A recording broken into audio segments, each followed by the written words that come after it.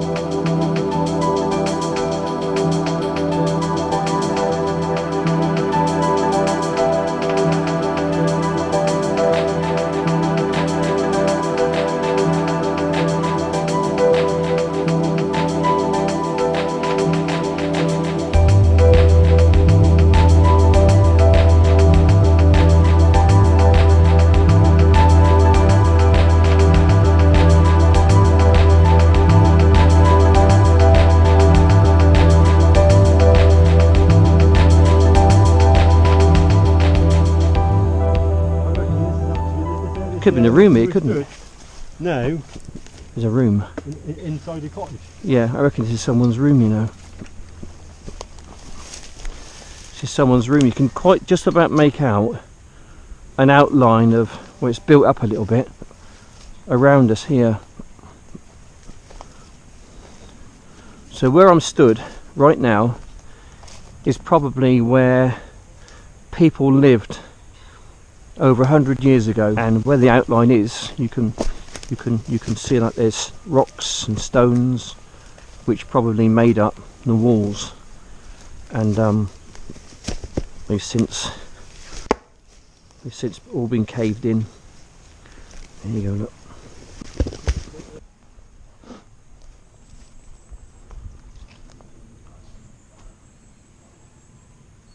Just come across this. Looks like the remains of, well, it's anyone's guess really what that might have been, but it's not been anything for a long time. Just a pile of stones covered in moss and lichens and all the weeds and things and the plants growing over it. Very sad, really. A sad demise of I won't say a thriving community of people, but a community of people just really eking themselves out the best way they could. So I think we've possibly seen 3, maybe 4 dwellings in the now abandoned, you can really hardly call it a functional hamlet, can you? We've found maybe 3 or 4 outlines of possible buildings or dwellings of Snap. It's just a shame, really. It would have been nice if there was some photographs on the web. I can hardly find a image on Google, and I've searched quite extensively. I've gone through maybe 3 or 4 pages of information regarding Snap, and it just seems like one website is just repeating what the last website has written. So yeah, it seems like you know, it's there's not an awful lot to really write home about regarding this place. But at one point it was, I wouldn't say it was thriving. There were up to about 40 or 50 people here, I think, at its maximum. Going down to 1905 when the last person, which was a lady called Rachel Fisher, left just after her husband died, and she went off to Albourne, and then basically it just went into rack and ruin. Unfortunately, the demise set in some years ago because of the cheap grain coming over from America, and that's all they really had around here at the time, was fields of grain and other sort of arable farming stuffs, but mainly grain, and you know, so they were really forced to give up their livelihoods and to flee into the close town of Swindon, which population was less than 2,000 only well, several hundreds of years ago. There's something up ahead here. I can't quite make out what it is exactly, but it seems like a ridge. Yeah, it looks like it's quite a substantial building here. You can see the outline going up that way and also out this way as well. So it seems like this building covers a fairly large area. And just, if this was a church at some point, it's obviously been gone a long time, because these trees, especially this one over here, I mean, this one's been growing for probably several hundred years to get to the height which it is. Well, we've come across, Sandy and myself have come across another, what would have been some kind of a dwelling. I don't know what it would have been, but you can make out where the walls are, or the walls were. And what's quite interesting is that we've actually got some corrugated iron down here. I mean, I don't know if that was part of the original or not. My guess that looking at the actual growth of the lichen on it, the moss, is the same as what's on the brickwork. I would say that that is part of the original build. So whether people lived in buildings with corrugated iron roofs, I'm not sure. Not too sure when corrugated iron was actually around, but it appears that it's possible. Yeah, there's there we go. Look, just pull a brick out, and that looks like almost like a modern day brick. So that would have possibly been late 1800s, I'd have thought, perhaps a bit earlier than that. What do you reckon this might have been, Sandy? Any idea? No idea. I just dipped down as well, wasn't it? I don't know why. Yeah. Would have been some sort of cool house or something. It could have been a bomb crater. They did bomb it, didn't they? First World War, they did use this as target practice, apparently. Very sad to think, really, like in maybe 2 or 3 generations' time, that no person is going to know at all that this place ever existed, apart from stuff like my video, Sandy's video being on the internet, and obviously other stuff as well. But I think that stuff is going to outlast what's actually here. These stones will be here for probably forever, possibly. But nature's going to win, as it always does. Nature's going to win. And give another 40 or 50 years when the growth on the ground, the weeds, the trees and the foliage and whatever else is going to take over, and it's going to win the battle. Where once stood a very gallant people, a functioning community of people, a working village who used to work the land around here, had very, very simple lives, a very simple existence, a time when there was no gas, there was no electricity. Literally when it got dark, they used to spark up their gas and their oil lamps or candles. And that was it. It was to bed early, I guess, and up early and working the land, tilling the land to eke out some kind of an existence. And then one by one, family by family, they ended up going to the nearby towns such as Swindon, where they sought, I suppose, a less arduous lifestyle, but a lifestyle which is without the simple things which nature offers. The noise of the wind in the trees, the barking of foxes, and the barks of deer and things like this. The simple things which we all really take for granted, because most of us, I guess, never get to hear these things, because most of the population these days lives in the urban sprawl.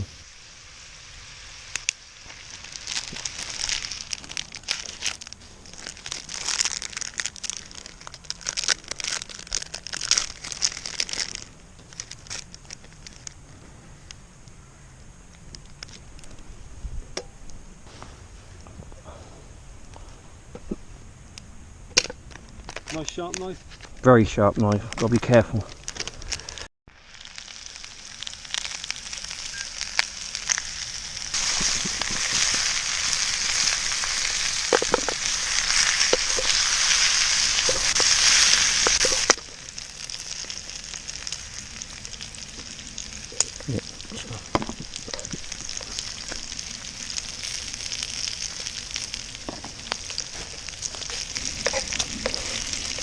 Dirty hands. Dirty hands is alright, mate. There's out wrong with dirty hands.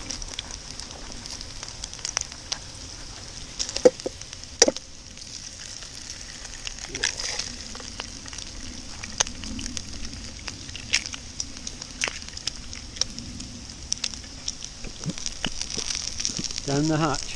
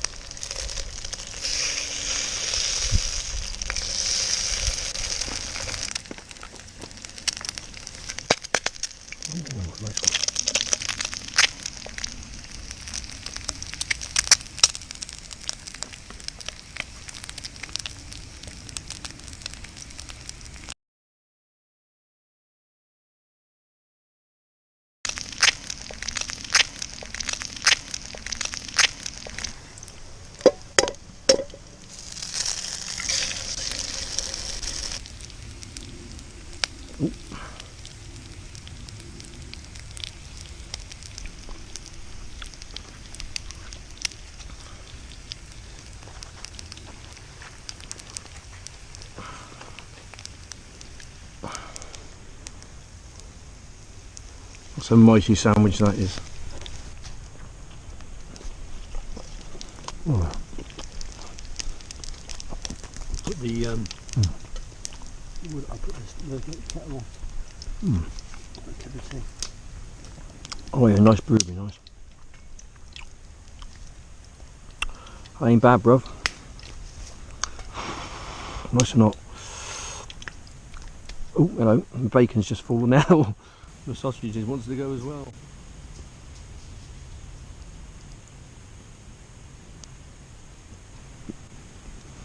We got ourselves a cup of woodland tea. Working man's tea this is. No sugar, no milk, just boiling water and a tea bag. That's what we want, really. Working man's tea.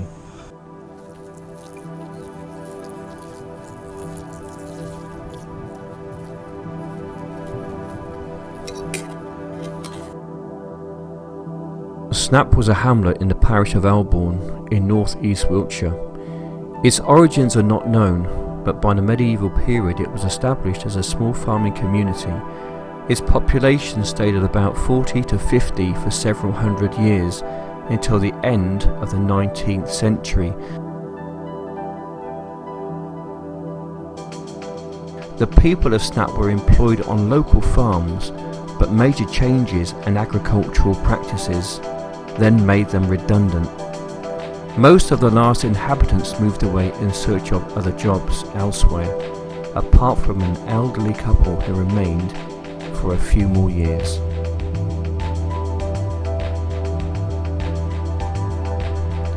Snap lay in a dry valley on the Chalk Downs, about 2 miles west of the village of Elbourne. In 1840, Snap consisted of a farmhouse with its outbuildings and 7 other dwellings. A lane ran from west to east through the village. Near the western end of the village, the lane turned south and ran past Lee Farm, today is called Snap Farm, towards the hamlet of Woods End. Near the eastern end of the village, the lane turned towards the northeast in direction of Upper Upham.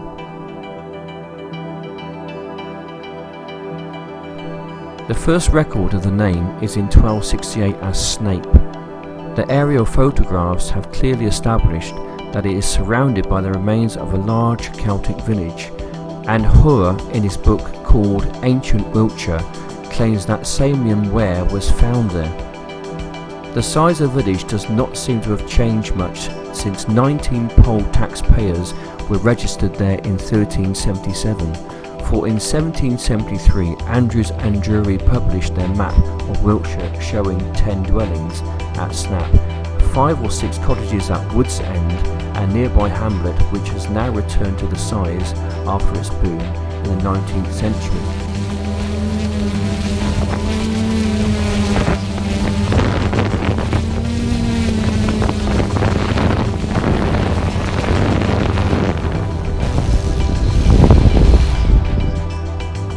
Every landing like that's a good landing. Thanks for watching.